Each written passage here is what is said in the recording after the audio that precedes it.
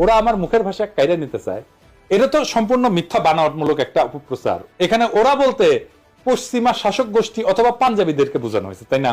প্রথম পয়েন্ট হইতেছে কায়েদ আজম জিন্নাহ যে ঘোষণা দিছিলেন সেটা হইতেছে পাকিস্তানের সংবিধানে অফিসিয়াল ভাষা বা স্টেট ল্যাঙ্গুয়েজ কি হবে, রাষ্ট্রভাষা কি হবে। কারণ মাতৃভাষা নিয়ে সেই ভাষণে কোনো আলোচনা হয় নাই, তাই না? মাতৃভাষার অফিসিয়াল ল্যাঙ্গুয়েজ দুটো ভিন্ন জিনিস। অফিসিয়াল বা স্টেট ল্যাঙ্গুয়েজ কি? অফিসিয়াল ল্যাঙ্গুয়েজ হলো একটা রাষ্ট্রের সরকারি দপ্তরে আদালতে যে নথিপত্র, কাগজ, রাষ্ট্রীয় আর্কাইভ, চিঠি লেখা আর সংরক্ষণ করা হয় সেইটাকে রাষ্ট্রের অফিসিয়াল বা স্টেট ল্যাঙ্গুয়েজ বলে। আর লিঙ্গুয়া ফ্রাঙ্কা কাকে বলে? লিঙ্গুয়া ফ্রাঙ্কা হইতেছে দেশের বিভিন্ন ভাষাভাষী মানুষের মধ্যে যোগাযোগের কমন মাধ্যম বা মিডিয়াম।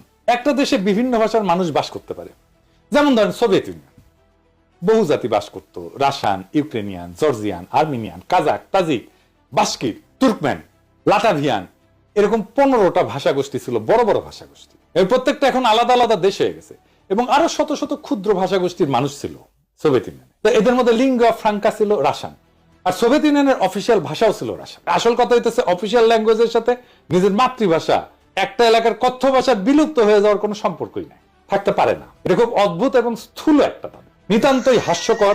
কিরকম হাস্যকর দেখবেন, আমাকে বাংলাদেশের উদাহরণ দিয়ে শুরু করি।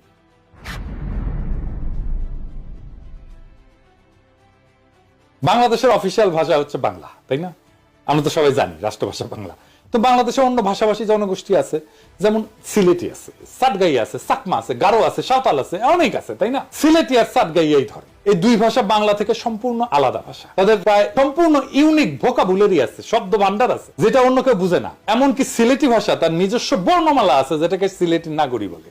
একজন সাধারণ বাংলাভাষী মানুষের পক্ষে সিলেটি বা তাটগাইয়া ভাষা বোঝা অসম্ভব, কারণ তাদের ভোকাবুলারি বা শব্দকোষ প্রায় সম্পূর্ণ ভিন্ন। কারণ ঠান্ডা মাথায় ভেবে দেখেন তো, বাংলাকে অফিসিয়াল ভাষা করার ফলে কি সিলেটি বা চিটাগাং এর মানুষ কি তাদের কথ্য ভাষা বা মাতৃভাষা ভুলে গেছে? না, যায় নাই। কেন যাবে?